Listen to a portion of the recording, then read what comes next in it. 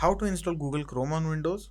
Well, for that, obviously, you need to have some type of browser. So let's just assume I don't have Brave over here. I'll go to Microsoft Edge and open it.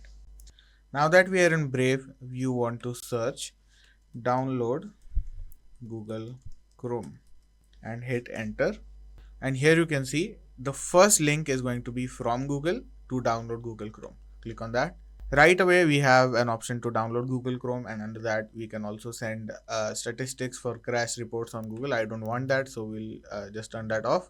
Click on download Google Chrome. It's going to start downloading. Here you can see on the top right, we have Chrome setup.exe. Let's open file. If you're not on an admin account, you will have to put in the password as well. Let's do that. And here you can see it's connecting to the internet and downloading.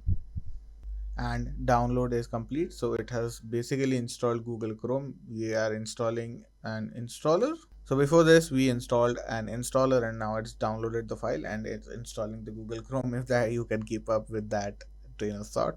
And here you can see Google Chrome has been downloaded. So I had some data on Google Chrome that was by default saved on my computer. If I want, I can go to guest mode, and here you can see Google Chrome has opened up as guest.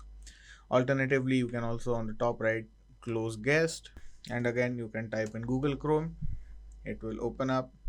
If I want, I can go to person 2 as well.